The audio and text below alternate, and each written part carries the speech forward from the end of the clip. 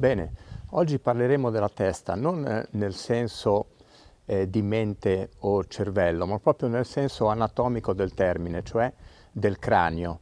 Dobbiamo considerare anche la differenza tra giocatori omogenei, cioè che hanno braccio e occhio dominante dello stesso lato, oppure giocatori crociati, quindi braccio destro ad esempio e occhio sinistro. Qual è la differenza della posizione della testa in tutti e due i casi? Se noi notiamo Sinner, ad esempio, quando gioca, lui ha la testa sempre dritta in avanti e tra poco lo vedremo in un video e lo analizzeremo per bene. Perché è importante la presa da divisione? La presa da divisione è quello che ci permette di guardare la palla e di colpirla nel punto più avanzato possibile rispetto alle nostre caratteristiche, cioè se io ho una dominanza omogenea, il mio punto di impatto sarà leggermente più vicino al corpo, parliamo del diritto, mentre invece se sono un giocatore crociato il mio punto di impatto sarà molto più avanzato e col braccio più disteso. Questo l'avevamo già visto in un altro video. Facciamo un esempio. La palla sta arrivando, quello che succede di solito nei giocatori di circolo, la palla sta arrivando, io preparo il colpo e continuo a seguire la palla ruotando la testa. In questo modo il mio impatto, se io sono un giocatore omogeneo, il mio impatto probabilmente sarà leggermente arretrato, mentre invece la cosa da fare qual è? Mentre io preparo, tengo lo sguardo rivolto in avanti, quindi vedete la mia spalla destra va a cadere sotto al mento dopo che ho finito la preparazione con le spalle, quindi la mia rotazione del tronco non implica la rotazione della testa, ma bensì la testa rimarrà ferma con lo sguardo in avanti mentre il corpo comincerà a girare. Poi c'è il fatto di dover guardare la palla. Allora, il guardare la palla è fondamentale ed è fondamentale anche guardarla all'impatto. Cosa fanno i giocatori omogenei quando colpiscono la palla? E lo vedremo bene in un fermo immagine. Sinner, ad esempio, quando colpisce la palla, lui prepara il colpo, ha la testa girata in avanti, nel momento dell'impatto, invece di girare la testa verso l'impatto della palla, gira gli occhi. Quindi la testa rimane perfettamente bilanciata e di conseguenza anche il colpo perfettamente bilanciato e lui guarda il punto di impatto, guarda l'impatto con la palla ruotando gli occhi. E questa è una caratteristica molto interessante. Andiamo a vedere la posizione della testa tra un giocatore omogeneo e un giocatore crociato. Vediamo Sinner in movimento, vedete il corpo si muove molto ma la testa rimane sempre fissa in avanti, la girerà leggermente verso la palla ma è una cosa molto minima, vedete tutto il corpo gira, la testa rimane molto dritta in avanti e nella fase di preparazione lui porta la spalla sinistra sotto al mento, in questo momento leggermente, ma una cosa molto minima, gira la testa, ma soprattutto, guardate, gli occhi vanno verso la palla. Quindi la grande differenza è questa. Lui va con gli occhi sulla palla.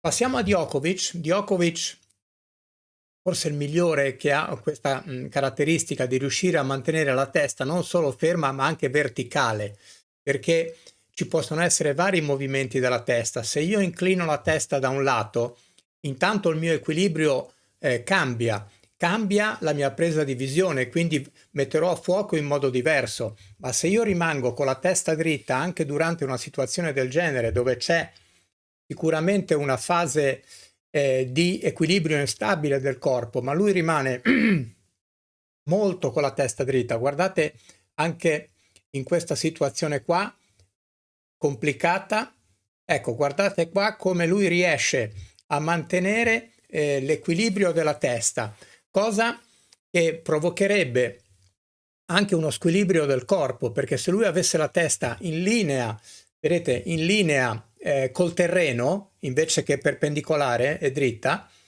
sicuramente il suo equilibrio durante questa fase sarebbe diverso e il suo recupero della posizione sarebbe completamente diverso.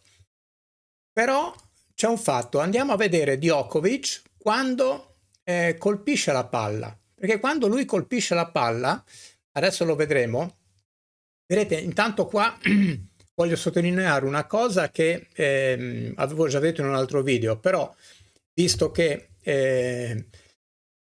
siamo in un momento di movimento verso la palla, guardate la preparazione, che molti dicono che la preparazione è immediata, invece nella prima rotazione, quando il corpo va verso la palla, la racchetta è ancora bassa.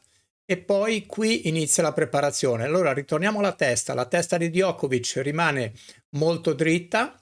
Vedete anche qui la spalla la spalla sinistra va sotto al mento. Quando va a colpire la palla, in questo momento qua, lui ha gli occhi sulla palla, quindi gira pochissimo la testa verso destra, ma poi poco prima dell'impatto, ecco guardate, poco prima dell'impatto lui guarda avanti. Per lui è molto più importante mantenere l'assetto della testa e non girare la testa verso il punto di contatto con la palla come fanno quasi tutti i giocatori. Vedete, ecco, in questo momento qua, guardate, lui ha lo sguardo davanti, quindi non guarda l'impatto. Ricordiamo che sia Djokovic che Sinner sono due giocatori omogenei, quindi hanno come colpo, diciamo, più naturale il rovescio e come colpo dove in teoria dovrebbero avere qualche incertezza in più il dritto. Passiamo invece a un giocatore crociato, Alcaraz, e vediamo la posizione della testa. Potremmo prendere Alcaraz, potremmo prendere Federer, Nadal, prendiamo un giocatore moderno come Alcaraz e andiamo a vedere la posizione dello sguardo della testa quando colpisce la palla. Anche qui, ecco, rotazione delle spalle, testa dritta in avanti, drittissima, anche qui.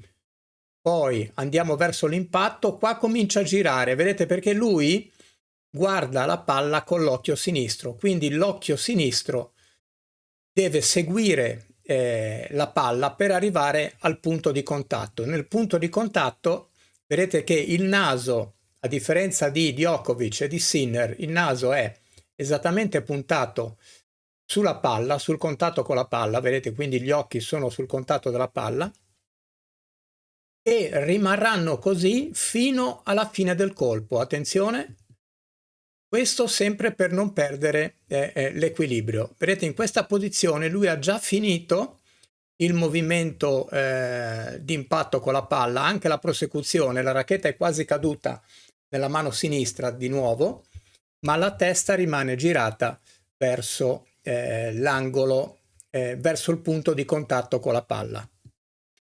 Il consiglio qual è alla fine? Il consiglio è quello di tenere la testa dritta in avanti, sia che siate giocatori omogenei che giocatori crociati. La cosa migliore, come fa Sinner, è guardare il contatto con la palla ruotando gli occhi. Alcaraz invece nel dritto, lui lo fa anche nel rovescio, come fa Federer, ruota la testa verso il punto di contatto e poi rimane con la testa ferma.